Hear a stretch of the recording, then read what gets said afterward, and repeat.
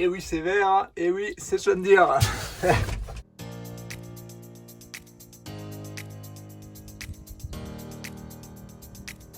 Salut, c'est Jérémy. Alors, ça y est, on a reçu le nouveau tracteur. Donc, bon, je pensais pas que ça aurait suscité autant de commentaires. En tout cas, ça m'a fait plaisir. Donc, oui, c'est un John Deere. Je pense que ça a été la réponse majoritaire dans les commentaires.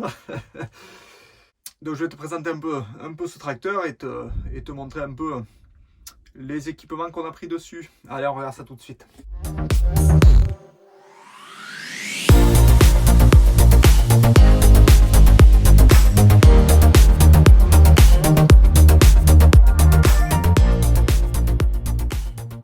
Donc voilà l'intérieur. Donc dans l'intérieur, du coup, ça va permettre un peu de voir l'aménagement. Donc on a pris un 6R.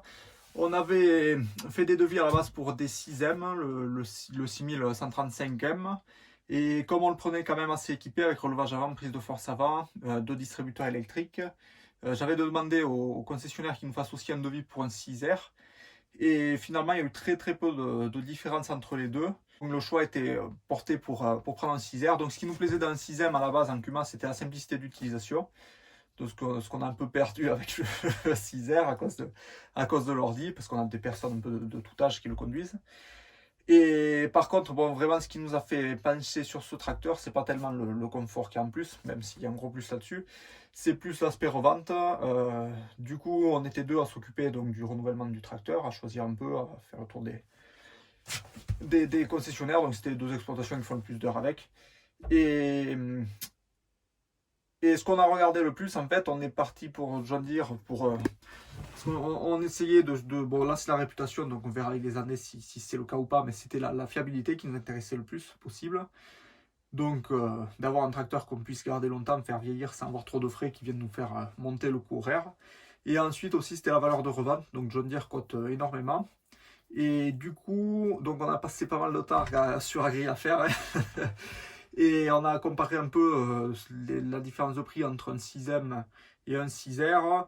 Et c'est vrai qu'en revente, il y a quand même pas mal d'écart. Il n'y a pas beaucoup d'écart finalement en achat comparé à ce qu'il y a à la revente en occasion. Donc c'est pour ça qu'on est parti là-dessus, pour essayer de perdre le moins d'argent possible avec, même si on va en perdre quand même, avec ce tracteur. Donc essayer d'avoir un tracteur qui tient le plus possible la côte. Et ça nous a permis donc d'allonger un peu la durée d'amortissement pour essayer de baisser le coût horaire. Donc en intérieur, l'inverseur au volant, clignot au feu, classique. Ensuite, on a cabine 5 montants. Donc on a une petite porte pour l'aspect pratique, elle est moins lourde et plus solide. Et ensuite, on a une grande porte de ce côté, donc on fera des parois avec, donc ce sera pratique pour avoir une bonne visibilité.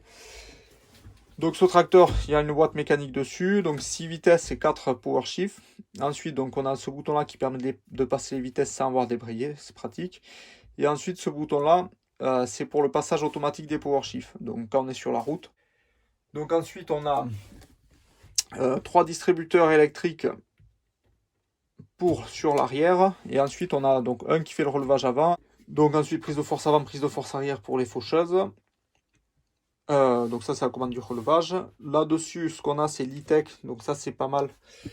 L'e-tech, c'est ce qui permet de créer des séquences pour les fourrières. Donc par exemple, là au chisel, ce que j'ai fait, c'est que quand j'arrive en fourrière, j'appuie sur un bouton, le tracteur, il lève le chisel, il baisse le régime moteur. Et il me met je travaille en vitesse C, il me met sur un power shift 2. Donc si je suis en 3, il me les baisse pour que je sois moins rapide quand je tourne. Et ensuite, quand j'ai fini ma manœuvre, j'appuie sur un autre bouton et là, il baisse le chisel, il remonte les tours. Et il me remet aussi en 2. Donc l'e-tech, c'est très intéressant. Et ensuite, ce qu'il y a d'intéressant sur ce tracteur, c'est cette commande donc, qui est assez bien faite. Donc ça, c'est la sécurité. Tant qu'on ne passe pas la main, on ne peut pas s'en servir. Et là-dessus, donc tout est programmable. Donc tout est programmable. Là, du coup, là, sur ces deux boutons, donc j'ai mis l'e-tech, donc la gestion des fourrières. Ensuite, sur les deux autres, là, j'ai mis pour monter et baisser mes power shift. Donc ça évite à chaque fois d'aller sur ce levier. Ensuite, sur les côtés, là, comme ça, j'ai mis le relevage. Donc ça permet d'éviter de travailler avec cette molette. proportionnel, donc c'est pas mal. Et en avance-recul, j'ai mis le 3e point hydraulique. Donc ça permet des fois de le rentrer ou de le sortir en fonction des bosses dans les champs. Donc en ayant la main sur là, on fait presque tout. Le seul trick qui me manque habitué des cases et qu'on avait sur le Massey, c'est l'inverseur à la main droite. Donc là sur le John Deere, on a qu'au volant. Je sais que sur certaines séries maintenant ils le font, de l'avoir sur le levier. Bon, c'est une habitude, mais j'aimais bien. Au moins on n'a pas le souci d'où on a le bras sur le volant pour changer de direction du tracteur. Donc ensuite les boutons marrons, c'est des raccourcis pour le terminal. Et les boutons noirs, c'est des... Donc là c'est la radio, là c'est le port avant, différentiel, là on a le chauffage, les feux en bas. Donc ça reste assez simple. Donc voilà, l'inconvénient c'est qu'il y a beaucoup de choses où il faut passer pour le terminal pour régler. Donc notamment les butées hautes, butées basses du relevage. Et on a certaines personnes en Cuma que ça peut bloquer un peu. Donc on a essayé de faire un programme de base qu'on met quand on le rend le tracteur pour pas qu'il y ait les réglages d'un que si on dérègle quelque chose, celui qui le prend après, il ait les réglages qu'on vient de faire. Donc ça c'est l'avantage, c'est qu'on peut sauvegarder des réglages. Donc c'est vrai que les 6e c'était un peu plus old school dans quelque sorte, donc c'était bon, boîte mécanique, c'est ça, c'était ça, mais après bon, distributeur mécanique, le relevage avec le réglage des butées dessus, butée basse, vitesse de montée, vitesse de descente, c'était un peu plus accessible pour des gens qui ont l'habitude de tracteurs un peu plus rudimentaires. On va descendre, comme ça je vais te montrer un peu d'extérieur ce qui va pas mal.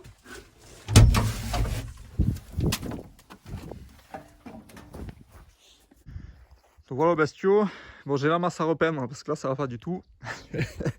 Ça c'était ce que j'avais négocié, un pot de peinture d'1 kg pour peindre la masse. Je suis très fort en négociation. Donc du coup relevage avant et prise de force avant, donc ça on est obligé pour les faucheuses. Relevage avant en plus, bon, c'est pour la masse aussi, parce que comme on s'en sert pour faire des travaux de fenaison et des petits outils, on veut un tracteur assez polyvalent.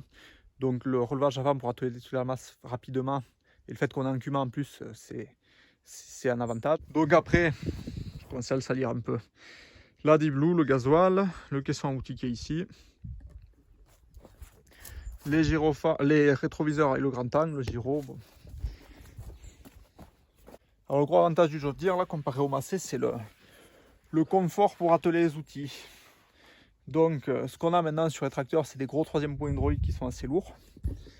Donc là on a un ressort qui permet de réduire un peu le poids quand on le porte. C'est pas énorme, mais ça y fait un peu. Ensuite, deuxième gros avantage, c'est qu'on a ici, on a le 3e point. On a un distributeur électrique qu'on a sur l'aile. Donc du coup, on a mis le 3e point hydraulique. Donc ça permet qu'on attelle, avec une main, on peut tenir le 3e point, avec une autre, on le sort ou on le rentre. Donc ça évite de devoir monter dans la cabine, l'allonger. Enfin. Et ensuite, gros point positif pour l'hydraulique, c'est il y a des décompresseurs. Donc c'est ça, donc en fait ça recule. Donc en fait ça recule la prise hydraulique et du coup ça tombe la pression. Ça fait que même si on a la pression, qu'on n'a pas tombé la pression en descendant et qu'on veut atteler ou dételer un outil, on n'a pas besoin de remonter en cabine pour faire tomber la pression, on a juste appuyé là-dessus, on met nos flexibles et c'est bon. Et après aussi, gros avantage, c'est ces stabilisateurs qui se vissent, mais dessus il y a une clavette, donc on peut la sortir pour atteler. Une fois que c'est attelé, on la met en place. Donc ça évite de devoir visser et puis de redévisser sans arrêt. Donc ça c'est pas mal. Ensuite, donc le concessionnaire agricole, ils ont pu nous faire quelque chose qui est très pratique en Cuma, qu'on n'avait pas sur le Massey à l'époque. C'est un support pour la barre oscillante. Donc pareil, le fait d'être en Cuma, on aime bien arriver à faire suivre tout l'équipement du tracteur, parce qu'on a 40 minutes de route entre deux exploitations. Donc on aime bien, si on doit s'en servir pour les faucheuses et qu'on a la presse aussi, ça évite si on a la barre oscillante sur le tracteur, ça évite de devoir se dire mince, je l'ai oublié chez un tel, il faut prendre la voiture, aller chercher, la ramener et de passer de perdre 1 heure bêtement dans la journée pour ça. Donc ça a été fait, ils l'ont fait à l'atelier. Donc c'est ce rail en fait. Là il faut sortir cet axe et puis on peut la sortir. Donc c'est mis là, ça gêne pas. c'est discret, c'est bien fait. Ensuite, bon, sur ce tracteur, on a un très bon éclairage.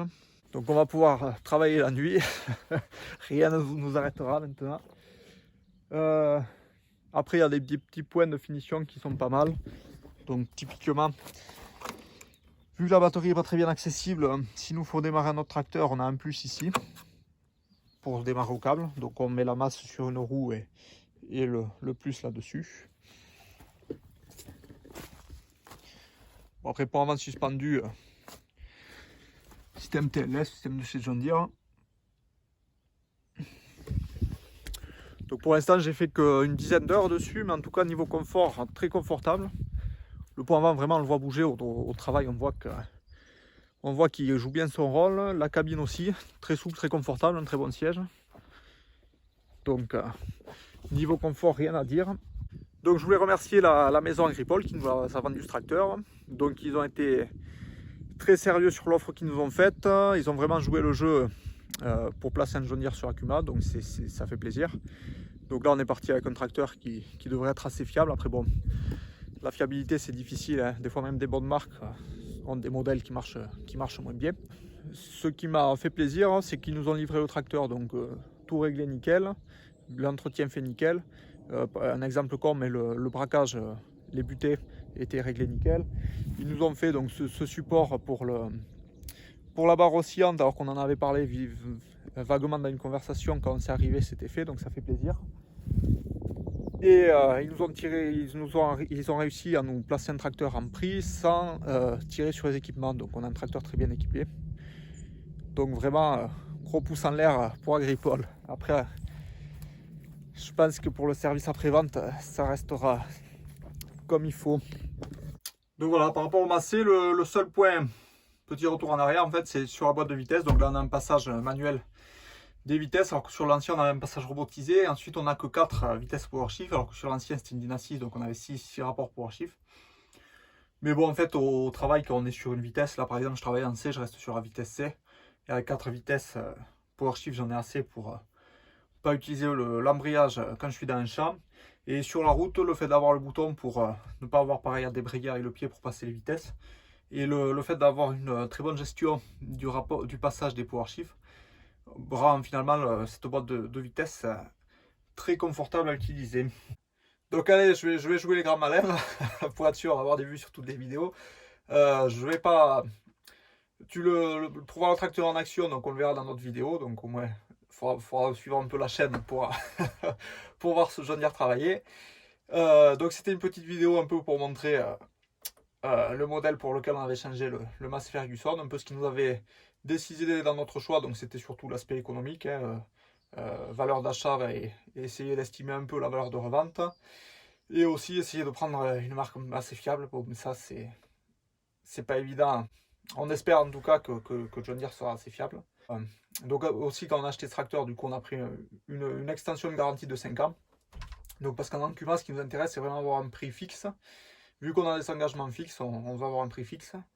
Et du coup, on est parti pour 5 ans normalement avec une garantie en cas de panne. Donc on ne devrait pas avoir de mauvaises surprises là-dessus. Et ensuite, essayer d'avoir une bonne valeur de revente pour pouvoir allonger un peu la période d'amortissement. Et pour éviter aussi d'avoir une grosse soulte la prochaine fois où on le renouvellera. Donc l'aspect, ce qu'on a le plus regardé, c'était l'aspect économique. On avait regardé l'aspect simplicité d'utilisation, vu qu'on a une Kuma où c'est les adhérents qui lui conduisent le tracteur. Donc là, bon, même si avec l'ordi on a un peu perdu là-dessus, on avait quand même regardé cet aspect-là aussi dans le choix du tracteur. Ensuite, bon, il y a le fait d'essayer d'avoir un garage assez proche pour qu'il puisse intervenir assez facilement. Donc là, on verra avec Agripole comment ça se passe. Et donc voilà, donc on n'était pas fixé sur une marque, ça a été vraiment les commerciaux qui ont fait pencher la balance. Et c'était vraiment, à chaque fois qu'on regardait un devis, on regardait le coût horaire, on essayait d'estimer un peu le coût horaire, on regardait des nuits entières, un peu les pages d'annonce sur Agri à faire pour essayer de voir un peu la cote des tracteurs. Donc ça joue aussi dans le choix du modèle, il faut plus que le niveau d'équipement. Et ensuite, on a pris... essayer de prendre quelque chose d'assez fiable. Donc les 6R, c'est une série qui commence à être vieille. Surtout que c'est quand même l'héritier des 6030, des séries 20, des séries 10. Donc qui ont toujours été d'assez bonnes séries. Donc on verra dans la Kuma si on en est content ou pas. Mais ça, c'est le temps qui nous le dira. Allez, bah, écoute, je te laisse là. Et puis n'oublie pas, si tu veux voir travailler ce tracteur, ça se passera dans les vidéos, dans des vidéos plus tard. Allez, je te dis salut et à une prochaine vidéo. Bye.